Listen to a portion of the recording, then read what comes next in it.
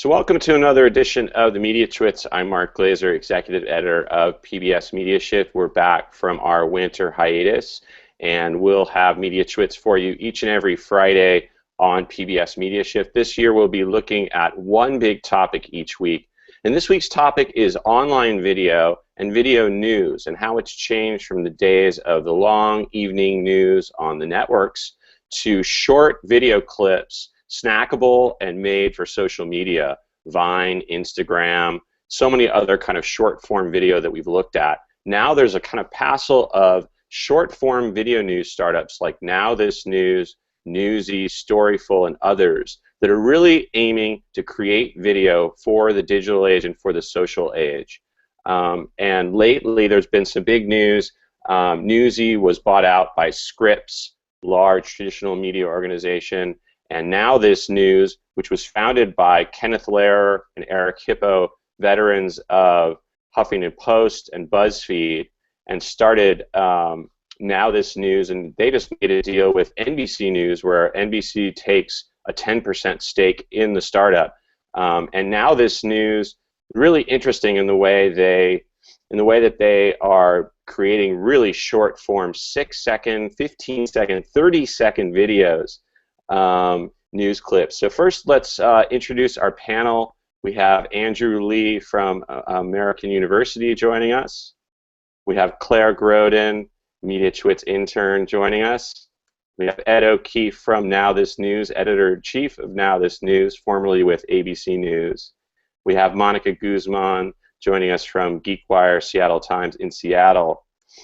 So Ed, thanks for joining us. Appreciate you coming on.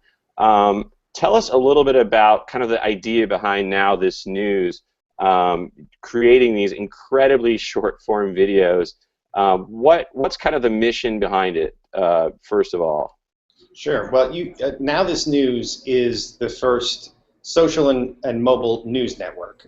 You mentioned at the outset in the introduction that Ken Lehrer and Eric Hippo are co-founders. Obviously, they were there at the right disruptive moment with Huffington Post, and Ken is still serving as chairman of BuzzFeed. And the real theory behind NowThis News is that the right disruptive moment now is in very short form video made specifically and originally, intuitively for social networks. So if you really had to simplify our premise, it would be that we go where the audience is. We're not driving them necessarily back to our web presence. We're actually creating original short-form content for Instagram, Vine, Snapchat, Facebook, and Twitter. So what made you decide to make these incredibly short-form, 6-second, 15, 30-second? Was that, from what I understand, you started with kind of longer form, 2 or 3 minute clips, and then you kind of came down all the way down to these really brief videos. Is that just because of kind of the popularity of Vine and Instagram videos? Yeah, I mean, so Mark, we've been in business for 17 months. We made our first video on September 17th of 2012, and we've done 10,000 videos to date. So this is a startup in every sense. It's a grand experiment. When we began, we really thought that we could do short-form video in the sense of maybe 90 to 120 seconds, maybe a bit longer, depending on the subject. And as we evolved, the advent of Vine came about. So when we began production, Vine was really not on the scene, had not been a part of Twitter. Instagram video did not exist, and in fact, when Instagram video came into its first iteration, of course, it had to be shot on the phone, so you did not have the ability to edit and upload into Instagram. That did not come until August of 2013. So we really made a conscious effort to evolve with the times. When we had the idea to really begin to pivot the company almost entirely toward short-form video, we still did some quote-unquote long-form, and we will do more of that in the future. But really it goes back to that basic premise that instead of trying to drive the audience toward us, we really want to create content on the platforms where the consumer already lives. And that's the basic premise of the entire organization. You know, there's no question that we'll be creating longer pieces for Facebook, that we will be doing some longer pieces on YouTube. But the core of the business is really trying to build a truly social audience and having content that's created specifically for mobile devices. I mean, and I can't overemphasize enough how much we've learned in that 17 months of experimentation on how much the story structure changes. The tone, the writing, the presentation, really everything about the story is different because we are thinking of it first and foremost to be watched on a mobile phone or a tablet, and specifically for the intent of being shared on a social network. Okay, Monica, you had a question for Ed as well. Ed, I'm sure you've heard this so many times, but I want to tap into that debate over, well, how much serious news can you say in 6 or 15 seconds? And the way to ask it, I think, is this. On Twitter, we've had the debate over and over again. You know, Twitter is too short to say anything meaningful. But there's the link. So you can tweet out sort of a teaser, go to a link, and get more. A video is a self-contained, very brief thing. So when you have a 6-second video about the significance of Nelson Mandela, which I saw this morning and was basically just 3 small quotes, you don't get to kind of link somewhere else immediately. But I think that you guys have some plans on that. You mentioned, you know, longer content on Facebook here or there. But give us a sense just about that broader debate. If somebody goes to NowThis News and goes, well, this isn't serious, you can't possibly put anything serious in 6 seconds. Yeah.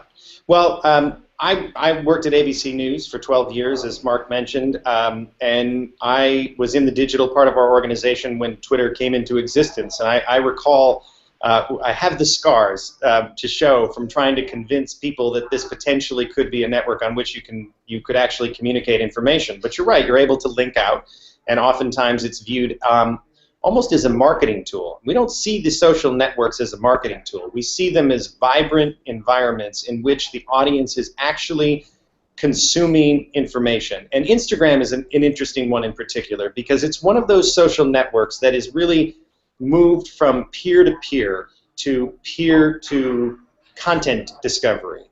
I would say, you know, it's right in that sweet spot where we as a brand that didn't exist anywhere else, not as a network, not as a cable entity, can actually be a real source of news and information for a community where they like to view content and spend their time. So in terms of how much you can actually convey in that time, you know, there was an interesting article the other day that took a look at how we treated net neutrality. You know, on the net neutrality decision, we did a 15-second Instagram video, which obviously didn't tell you everything you needed to know about net neutrality. There's a lot of other information out there in the world. But what we did is tell a very important story in a social medium where the people who would potentially be interested in that would find it. What we do also presume is that this audience, the social and mobile generation, and you'll note that I'll never use the word millennial except in reference to someone else referring to millennial, because I think it's actually, it doesn't accurately describe the audience that we're trying to reach. The social and mobile generation has grown up with YouTube. They've grown up with Google. They go to 20 to 25 different sources of information in the world. It's not like a television experience where the information is coming one way and the social network is a way for the audience to connect back to the people who are making the video or making the television content.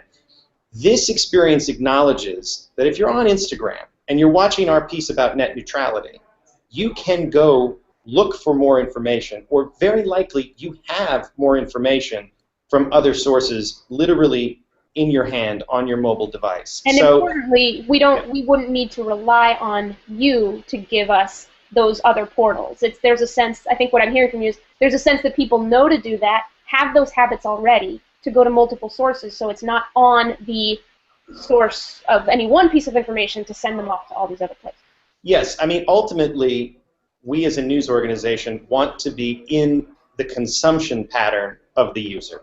If you only like following us on Twitter, but you're not really into Instagram, that's fine by us. Obviously, it would be fantastic if you followed us on every social network that we're present on and you downloaded the app and used it as a source of information. But I think one of the mistakes that a lot of news organizations make, including those that are supposedly mobile and social first, is presuming they can be the ubiquitous source of information. I just don't think that's true anymore. So we try to very consciously decide which stories are right for which platforms. Will the audience on Instagram potentially be interested in a 15-second video on net neutrality, or is that really something that we need to dive into and target communities on Facebook?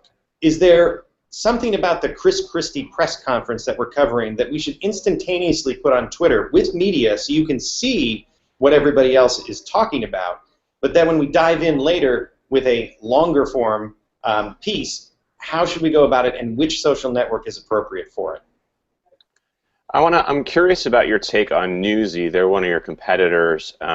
They actually, when you look at their clip here about Oscar nominations, they have sources. Well, first they have by Laura Zima, so they have like a byline on the video. They also have kind of these sources, and they have links to all the kind of sources where they got the video, where they got their information. Now, you guys don't do that. Is there a reason for that?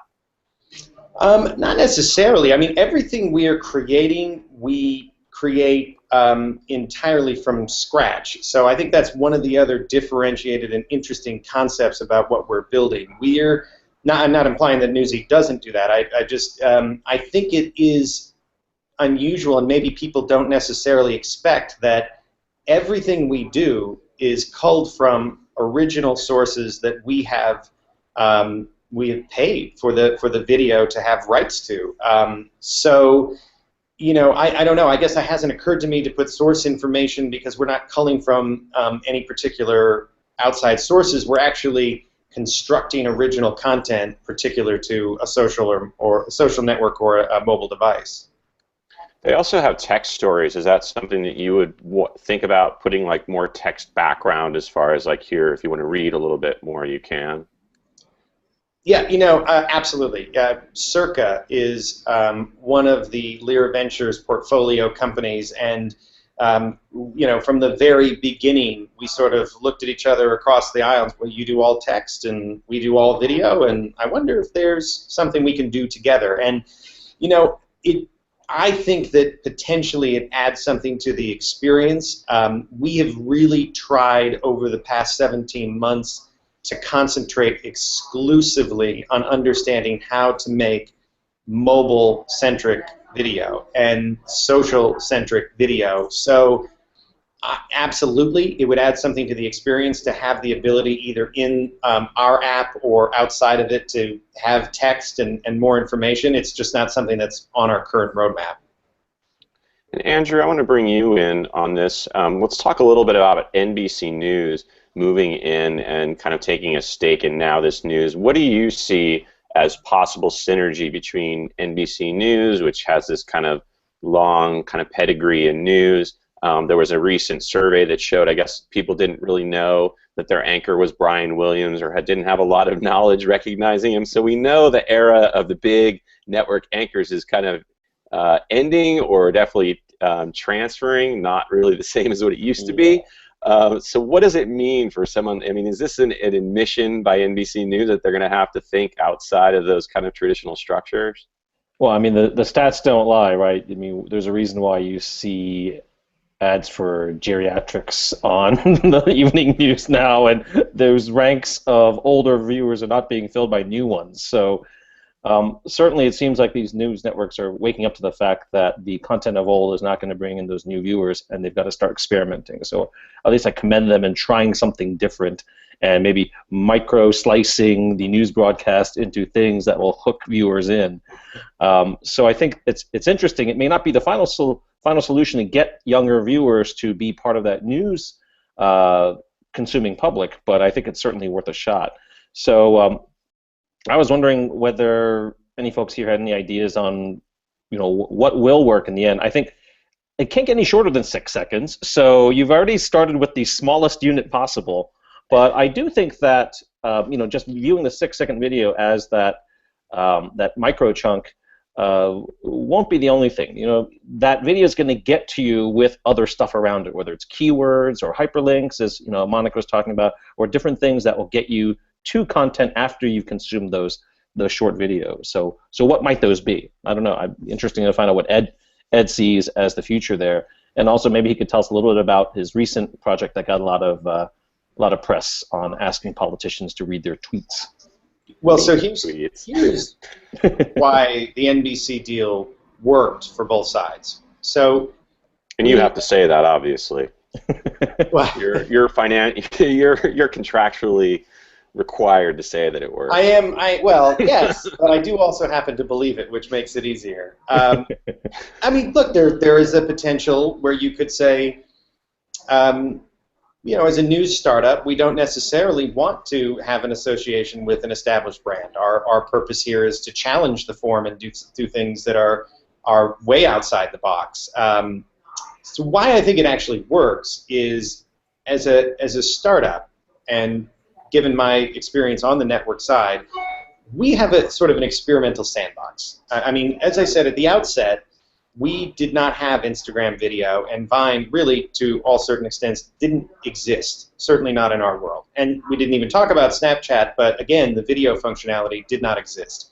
The pace of change is so incredibly fast that you almost need an outpost, something disconnected from the proprietary brand that is so, for good reason, protected. And I think we do offer that to a certain extent. We offer an ability for an established and you know, distinguished brand to have a place to understand and learn together. And on our side, of course, obviously the scale and the reach that they offer, not to mention the resources. You know, the one thing you're missing as a startup, if you think about it, trying to do video and trying to do news, if this is the inevitable future, if social mobile video is inevitably a part of the future of media, which I think hard to argue it's not, then why aren't more people doing it? It's expensive. You have to get original content sources, and you have to have very skilled journalists who know how to write, shoot, edit, produce, and potentially go on camera. So these are high bars, and the video, the content that you ultimately make, it's got to be good. And then you're asking the consumer to not read it, to not tweet it, to actually watch it. And that's, I think, also a high barrier to entry. So it works because, yes, I mean, obviously we're very excited to have the investment and the enthusiasm that goes along with it, but this is, I think, what a lot of traditional, so-called traditional news organizations would be smart to do, to find a place to dedicate a certain amount of energy, time, and talent to understanding where the news consumer is that doesn't even know they exist, as you pointed out. Right? I mean, they're not cord cutters. They're cord nevers. They do not exist in the world that they, for many, many important reasons, financial and otherwise, still have great motivation to create. But what happens next? What happens 5 years from now? What happens 10 years from now? What happens 20 years from now? Where is the consumer that grew up on social media? Do we really think that this partnership makes them a television viewer? I don't think so. I think what it does is it teaches how to tell stories in very new ways on the way that we will have to tell stories in the near future. So this might be an admission in a way that on Comcast's part that there are these cord nevers. There are people who aren't going to get, you know, maybe maybe cable or maybe even a TV and just get everything through a tablet.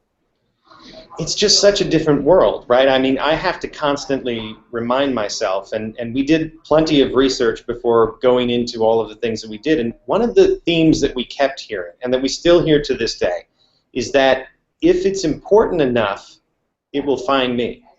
So, in other words, there's this psychological change, if you will, a generational difference in which instead of having to turn on the radio or turn on the TV to physically search for something online, they're on enough connected networks that whatever happens, if it's really something they're interested in, will find its way through one of their streams. So it is, if you think about it, very logical to say, why not create original content for those streams? Yes, it can be a very powerful marketing tool, absolutely, no question. But instead of trying to drive people out of that experience and into the one that I really care about, what if I just create it there? Good point. I wonder, Ed, if you think that when we talk about the future of media, we tend to, just for the economy of words, sort of assume that we're all headed to the same place in the same ways. But with something like NowThis News, I can't help but think, maybe this is for a certain subset of people who consume news a certain subset of ways. But for example, I don't really see, say, the experience of going to New York Times and reading a big, long, in-depth thing going away. In fact, for many reasons, long-form reading of news is getting stronger with the tablet making it a more relaxed experience. So it's almost like there's a bit of a segmentation. Maybe different habits belong to different people. And maybe it's not quite right to sort of assume that we're all headed to the same place. I'll bet that there will be many people who just don't check. They're not going to check Instagram, and Instagram is probably not going to cover everyone all the time. So tell me about that segmentation, because it makes me think that NowThis News is for a particular kind of news consumer now and into the future. I think that's an excellent point. I mean, I'll make a very bold statement that news is a growth industry, that journalism is a growth industry.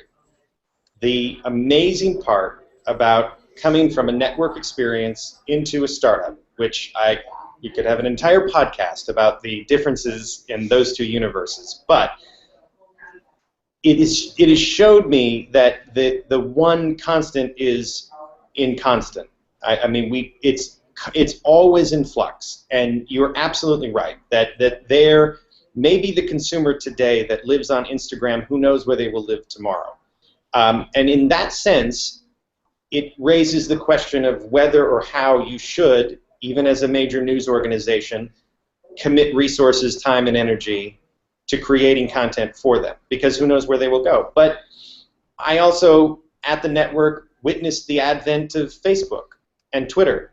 And I recall with great enthusiasm when at ABC News we had Mark Zuckerberg in the front row of the Republican and Democratic debates, the primary debates, in New Hampshire in January of 2008. That's when they had 50 million users. And the big, mighty ABC News had this kind of curious, definitely growing, could be something social network sitting there wondering, how do we work together? And the only thing I think about now is, wow, what could have been, So you do definitely have to think that whatever you're doing now could possibly change, but it shouldn't prevent you from experimenting, because you can talk yourself out of anything being the next big new thing that you should spend a lot of time and energy. But I find that at least the last 10 years have shown that that will inevitably sort of cement you in place rather than put you on the edge of innovation. Yeah, so what that point of view seems to suggest is a diversification of portfolios. Either all big news organizations just have to think, I've got to serve this audience and that audience, these habits and those habits, because if you all think, well, there can only be one right answer, we're all headed one place, so we're all going to hedge our bets on that. And I think what you're saying, and NowThis News seems to represent, is no, you see something really interesting happening in one space with a certain type of news consumption, chase it. And then, I mean, you've already shown that there is interest in that model, and you may get more news partners in the future, and you may become the portal, the way that news organizations serve this particular kind of very short video news consumption. So that way news organizations just have a diverse way to serve a diverse set of news consumption habits. And it's so different. I mean, again, I can't overemphasize how much we've learned in 17 months of experimentation in the difference between how you construct a network news story for, say, the evening news or the morning news, and how we'll construct a 6-second Vine. I mean, there is the old adage that I would have written a shorter letter, but I didn't have the time. It's actually very difficult to break a complex concept down into its smallest parts and still have nutrients inside, still actually be worth the experience. Then add the layer of it needing to be of, by, and for that experience. Our Instagram video looks like the aesthetic of Instagram. It can be read practically without being heard. It's highly visual. It moves at a steady enough pace that it's quite fast, but you can understand everything that's being said. We've had similar experiments with that Instagram video on Facebook. You know, Facebook is intensely interested in understanding how video works in their newsfeed. So we're right at that moment where, again, should that video be autoplay in the newsfeed experience? How long should it be? Should it be highly visual in the same sense that unless you engage in it, you don't hear the audio? We don't have pre-roll. I mean, that's another big part of the ethos of this company, and that is that we firmly believe pre-roll advertising will not work in a mobile and social experience, not a video experience at least. So what does advertising look like in a social and mobile experience? And what is the level of news that you can do in these experiences when primarily Instagram was built for people sharing beautiful photos of whatever they were encountering in the world? So you'll create kind of native ads or native video, right? Right. The advertising will be like portions of video that will run your stream. Yes. So the principle that we have taken, and this is of course primarily through the creative services group that has nothing to do with me, but is that the storytelling in the advertising must be as compelling as the content. That essentially you shouldn't tell the user that they need to pay a toll or they need to suffer through an unpleasant ad in order to get to the content they want. So I have one quick concrete example. We worked with Ben & Jerry's, and our creative services team sat down with Ben & Jerry's, and they asked, what do you want to convey to the consumer? What do you want them to take away? And they talked about values-led sourcing, and they talked about the importance of social community and what they build. So they sort of pressed that a bit and then found a factory that creates all of the brownies that go into their ice cream. And the factory actually makes a conscientious effort to employ ex-cons. If you go to the factory, there are all of these people working there that would, in any other circumstance, not be able to find a job. And they make it, as part of this independent factory, their mission to hire those individuals. So in a clearly labeled, totally upfront, very apparent to the user way that is a sponsored or social piece of advertising, our creative services team tells that story. And you know, to me, as a consumer, yes, who knows the line between editorial and advertising, that's something I'd actually want to watch. That's actually a really good story. That's actually something that if it were pitched to me, which, by the way, happens all the time through marketing agencies and people that are pitching the story on behalf of brands, I'd watch it. I'd be interested in doing it. So, Andrew, you had one last question about just kind of the kind of people that make up now this news. Yeah, I mean, I loved your quote. It's a quote I've started a lot of my talks with over the last year, which is, if the news is that important, it will find me.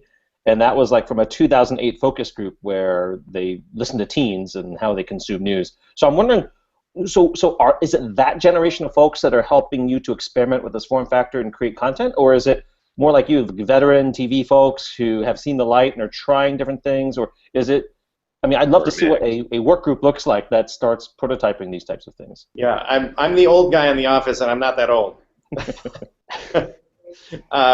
So I tell you that the key of it is they can write, they can shoot, they can edit, they can produce, and they have no fear of going on camera. So we like to joke that they're a quintuple threat. These are individuals coming out of J schools mostly who have such an enormous skill set with them.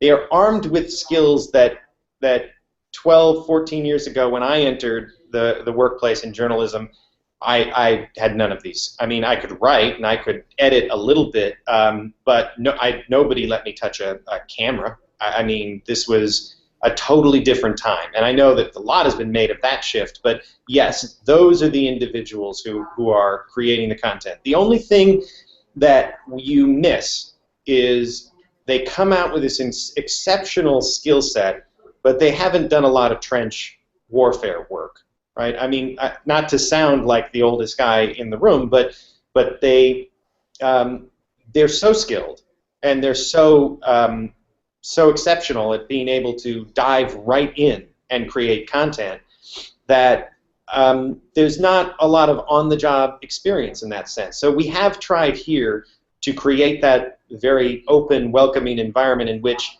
we're just going to iterate. We're just going to do it. This is live performance, and some things will work and some things will not, and we will learn from the things that don't work, and we won't do them again. So, you know, there are people that come to us very early on, and they have all this raw energy, and they have all this exceptional talent, and we just keep doing it, doing it, and doing it, and doing it until I think we've really honed not just their ability to tell a story, but how to tell a story. Well, thanks a lot. I think we'll wrap it up there. Appreciate you joining us, Ed, and we'll definitely be following how things work out in your synergy with NBC.